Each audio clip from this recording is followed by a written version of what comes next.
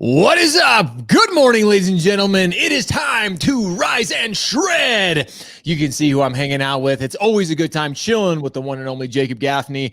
And ladies and gentlemen, if you missed it, wow, it was a rowdy week last week. There was a lot going down. There was some stuff that none of us anticipated, but Jacob in the news, it's always when we get to talk about exciting things that happen. It's going to be a fun morning of rise and shred. Ladies and gentlemen, before we get into the show, if you have not subscribed to your daily dose of industry awesomeness, click the link below, subscribe right now. You can get it every single day. And there's no fluff in our emails. There's no linking out. You can read it right in your inbox.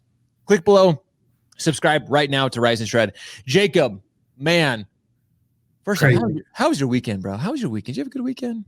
It was good. Yeah, I got ready for the game on Sunday. Turns out the Super Bowl's next week.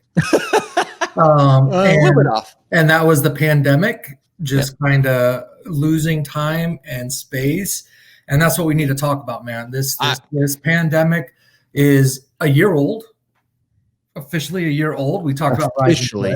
Yep, we've been doing this a year since the first case appeared. Right in the United States, and we're slipping. Our minds are slipping, and no one's to blame. No one's to blame. But we need to talk about it. We need a reminder. We need to kind of.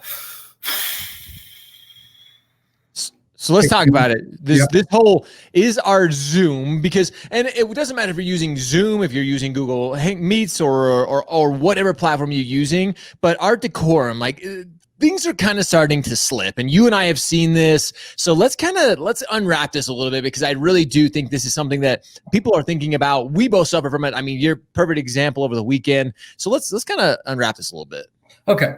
So here's the thing. So what's new? Okay. Zoom is like Band-Aid. It's like dumpster. It's a brand name that we use to describe a noun and a verb, or the verb in this case is video conferencing. So any kind of video conferencing, you say it's a Zoom. That's right. Where we are with it. So when you're doing a Zoom, you're video conferencing, and I didn't ask you, I didn't ask you, Josh, but you know something different about me? No, what up? Something that's changed about the last couple of meetings? Nothing? I shaved. Oh, you did shave, man. You did shave. Look at you, looking clean. I'm not just talking it. I'm bringing it. I'm trying to up my Zoom etiquette, because what happened was, in British Columbia, in Canada, they have this minister of education who is now being asked to resign because his Zoom etiquette is so poor. Whoa. I mean, he's on public school meetings, he's smoking, he's drinking alcohol, he's falling asleep. Okay, he's wearing a suit. He looks great. But his etiquette is so poor that people. And you've seen it. How many times have you been on a meeting and someone's just like sitting there in their office chair, just kind of going back and forth, and they're like, "Yeah, Josh, that's a really good point." And you're like, and I'm back. Come on, man. Right. We could do better than that. Oh, 100%. So our Zoom etiquette is slipping. It's time to bring it back. It's time to bring an element of professionalism into our game, up the game. Every little bit helps, every day. You got to do it every day. And sometimes everyone forgets. You need a reminder. Here it is. I say this is your reminder, because look, I mean, again, we have Zoom fatigue again. And when we say Zoom, it's just virtual meetings. I love that you point that out. But I see it as well, even with executives these days, when we're having conversations, our industry in particular is such a professional industry. It's suit and tie, but I've always been I wear a t-shirt, I wear a hat, but that doesn't mean that I'm sitting back chilling, just is what it is. I'm focused. I'm really concentrated on our conversation. And I know it can be hard, because we go through so many of these Zoom meetings. Ultimately, Jacob, let me ask you this, what your thoughts are on this. Is this going to affect our industry going forward? Is it really going to impact it in a significant way? Do we need to get back? And again, hopefully time allowing, as we start to figure out a vaccine, things like that. But is it really starting to impact our industry in such a way that it could ultimately affect our businesses? Ultimately, it's having a deep impact on our business. We're implementing all these technologies, which can't be done without video conferencing. Right. Okay. They're not making the process simpler. They're not making the process more efficient. They're not making the process cheaper. Okay. We are nowhere closer to a better mortgage than we have before the pandemic. We have managed to survive. We were lucky to thrive, but we can't let that be the way we are every day. Okay. We cannot let our circumstances define us. We define us. We define who we are. Yep. We define our successes. We set goals, and everyone's goal should be, I'm not going to be F up on Zoom anymore. That's going to be a quote. Stop effing up on Zoom. That's what you're going to quote me on that. You're going to quote me on the bad language. Great. I'm sitting here talking about etiquette. I'm using the bad language, and you're going to quote me on the bad language. I appreciate that. You're welcome. You got to keep it lighthearted. That's why I love it. But no, it's so true. And it's frustrating though, because guys like you doing what we do as often as we do it, it's something that is starting to plague the industry from, again, like I mentioned, not only executives, but when it comes to client and professional relationship, I've seen some terrible videos. I've seen some people, and again, Zoom is just an extension. People can see you. They can see how you act. I talk about creating content all the time. And creating content, this is creating content. This is being recorded. You're putting yourself out there. This is an extension of who you are. So make sure you're representing yourself on Zoom or on whatever virtual platform you're using in the correct manner. Because if you're not, ultimately, it just makes you look bad. And why we don't have any analytics and data to say that, video conferencing is having an adverse effect on our industry yet. Well, we don't have those numbers. Yet, I will say at the very base level, not being polite is insulting to your guest, to your video conferencing guest. And just don't be the person who is insulting it because you decide to take a moment to be a bit casual for yourself. I don't know about you, Josh, but I have more than 5 hours of video conferencing today only. Whew. So, what am I going to slip a little? Probably, but I'm going to try to be mindful of it. And I think that's just what we need as an industry, is to be more mindful, because we're being defined by these bad behaviors, and it's just something that I don't want to see going forward. It's something that we mentioned in Rise and Shred last week, that the big global bankers are saying, we can't continue this. Yeah. Work from home is just killing our people. They just can't stand it. As leaders of the industry, we have to recognize that video conferencing is weighing heavily on the other end. Sure. And so I'm not going to insult you by doing anything untoward during the meeting.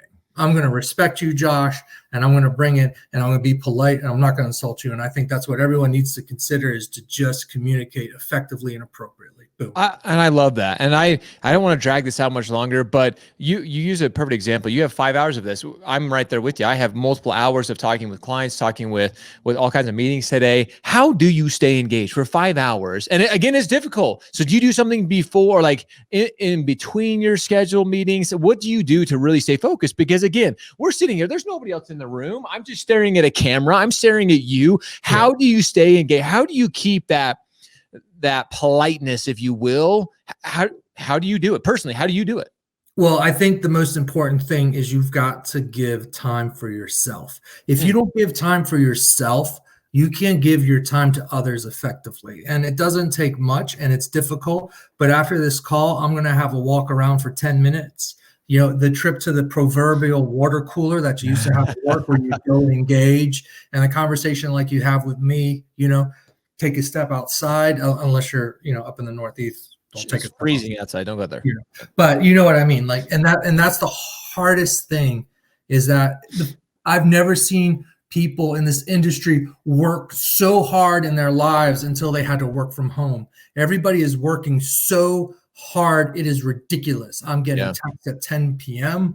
I'm getting emails at 2 a.m. People that are like they're working. And it is disturbing. They're not taking time off. They're not able to go out to restaurants. They're not able to go out to bars. People need to chill themselves out a little bit so that they can work more effectively. We need more quality, not quantity of output. And it's just something I'm just concerned that everyone out there is not doing their part to keep themselves healthy, and they're just trying to they're trying to drive through it. They're trying to work through it. I get it. Okay, but we have to Get a hobby. Get a hobby. But I totally agree, Jacob. I'm the same way.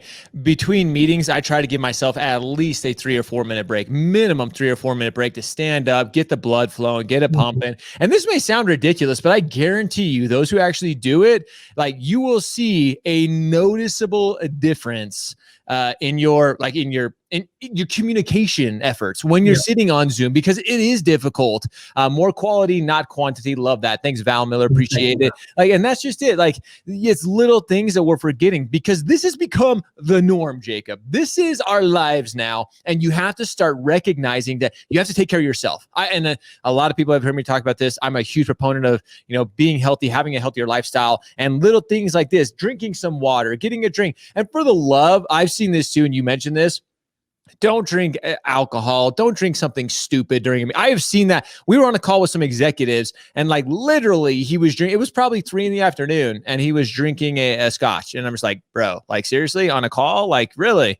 So be smart. Be smart. Think about it. If you were in person, would you do that in person? What do you remember from that meeting, Josh? You remember that he was drinking scotch. What did he talk about? What did he drink? You don't remember any of that. You just remember that he was drinking. And it's just like, come on, is that the takeaway? Is that the takeaway? It's funny because you mentioned I was offended. I just like, you don't care. Like you could care less about our conversation. Like if that's how you are treating it, that you need alcohol to basically, yes, it's getting towards the end of the day. I know we're all tired. I know like you're ready to start winding down, but don't do it on my call. Like that's disrespectful to me. It's disrespectful to our team and everybody else involved. Like to his team was on it too. So anyway, rant over.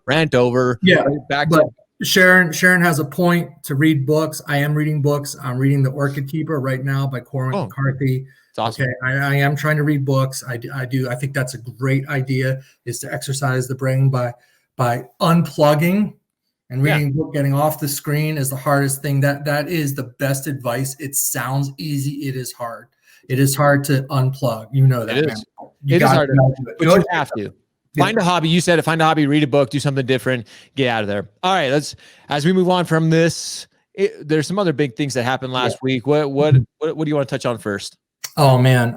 So there's a lot happening. There's a lot of things going on. The world is going nuts. Everybody's taking crazy pills. That's what it feels like when you're doom scrolling, reading the headlines. So we're going to go against that. We're going to bring some more positive vibes to the Rise and Shred. We're going to start to talk about things that are interesting. It doesn't necessarily have to focus all on mortgages all the time. As I said, we've been working too hard, man. Yep. It's just been like so much for everyone all the time. So Rise and Shred is going to be more of a bastion of peacefulness and positivity. We're going to talk about things that are interesting, that's funny. I mean, we had a little bit in there about how they're going to create a replacement for wood to build houses, and how it's going to be like, genetically modified material, organic material. I mean, crazy things. And it was funny. These things are funny. It's hilarious. We're going to talk about people who are getting themselves thrown in jail because they're promising on things and not delivering. I mean, we when we started Rise and Shred, we were like always like mortgages. Yep. We need to have a little bit of variety, Josh. We do. We can't keep this up. So we hear you. We're going to do that. Case in point, man, the stock market last week. All our Robin Hooders out there, you know who you are.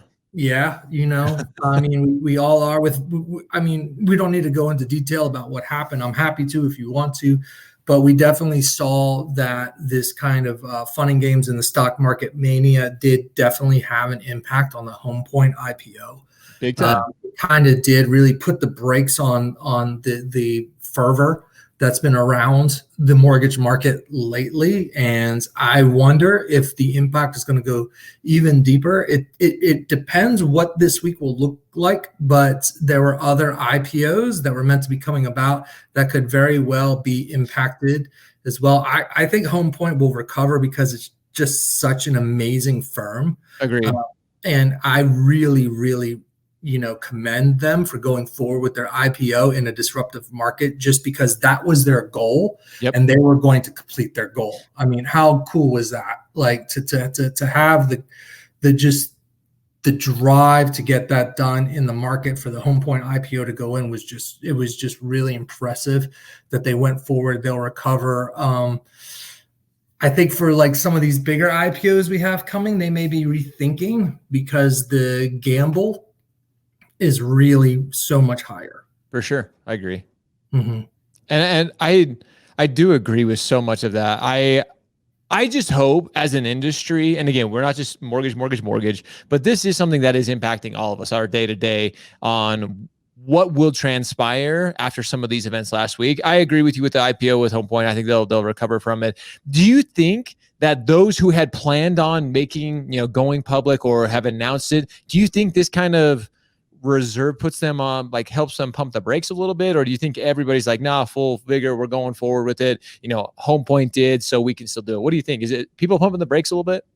I think you have to think of who your customer is, like anything else. And right now, the stock market has shown that it has a lot of different interests at play in it, and that it's not as predictable. In fact, it can have any kind of anomaly come along and completely disrupt its performance. So why do we talk about the stock market, Josh?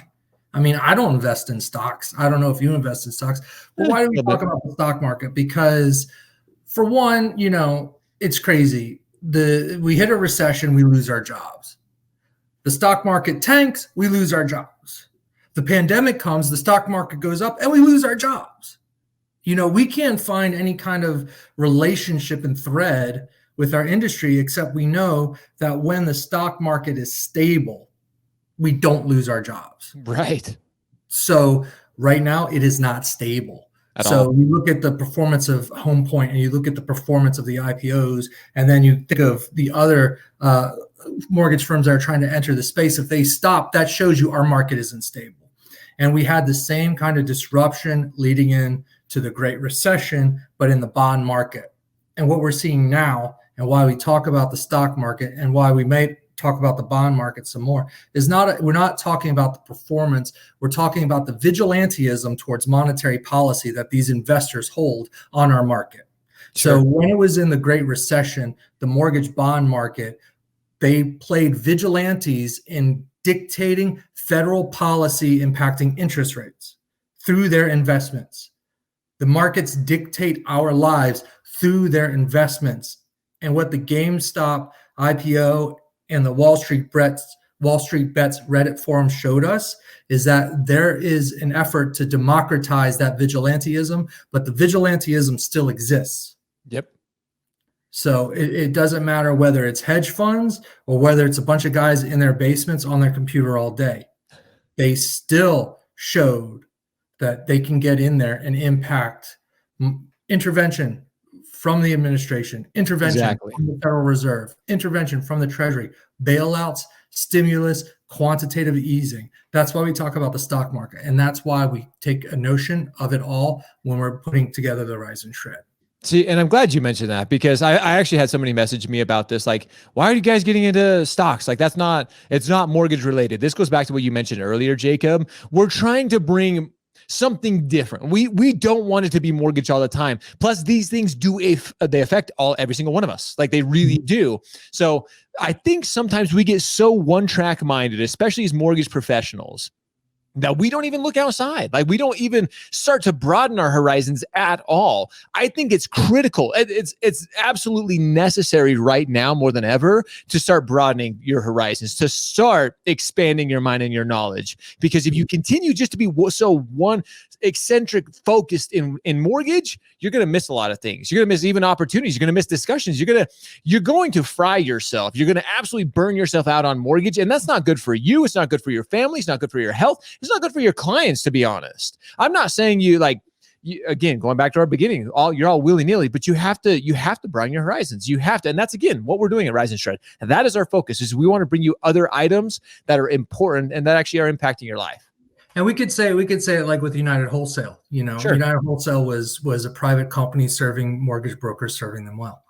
You and I both know Matt. We respect him. We know that they're a great company, and we're not surprised that they've managed to tackle all the market share, right? But the truth of the matter is they're a public company now, which is now owned by shareholders, and those shareholders have shown that they can impact the markets, whether they're hedge funds.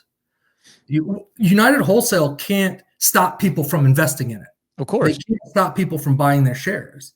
They can't discriminate who gets to buy their shares and who doesn't. Right. So you're talking about a sub forum of people beating hedge funders at their own game, right? These mature, seasoned super investors lost billions because of a sub forum on Reddit. Yeah. And they're controlling the outcome of GameStop. Blockbuster was in bankruptcy. Its stock's up. They targeted insane. All of these companies, AMC, all these companies that hedge funds were shorting because they're seen to be going out of business because of the pandemic, are suddenly now alive and well. That's nuts. And the opposite can happen. So that's why we talk about the stock market, because these investors do have an impact on our day-to-day. Just we'd never talk about it. No. And now we are. That's why we're talking. That's why we're bringing it up in these discussions, because ultimately we need to know. We want you to know. And hopefully you're taking the time to educate yourself so you can be, again, you can be a little bit more well-rounded than just so singular focus. So I love it. Jacob, anything else we want to discuss this morning? There's a lot. There's some big news coming this week. Keep your eye on. That's why I tell everybody, you gotta subscribe to Rise and Shred, because there's so much big news dropping every single day with the new administration taking over, with everything that's happening in stocks and bonds. You just gotta be educated. Find yourself, again, subscribe below. Yes, of course we want you to subscribe, but we're different. We want it to be something that you open up and you're just excited to read. Again, our incredible team, Jacob, and everybody that contributes to Rise and Shred, we're here to educate you and bring you the best value. And again, to hopefully spice things up a little bit too, to make you smile, to make you laugh, to make you think a little bit. That's what I'm excited for, Jacob. Anything else you're excited for this week, brother? That's it, man. Let's get back to work. We got a full week ahead of ourselves. Full week ahead of us, ladies and gentlemen. Huge thanks to Jacob Gaffney. Every Monday morning, you can join us live right here on the Rise and Shred as we recap the last week, as we talk about things to come. And you can get it, our daily dose of industry awesomeness, right below. Click on the link, subscribe. You're not going to want to miss it. Huge thanks to Jacob. As always, brother, I appreciate you hanging out with us for the incredible knowledge and expertise that you share. Guys, love this. Oh, huge. Sharon Moten, love this. Very informative. Thanks so much, Sharon. We appreciate it. Guys, we appreciate you. We love you. Now it's time for all of you to go rise and shred, show up, hustle, repeat every day. See you guys.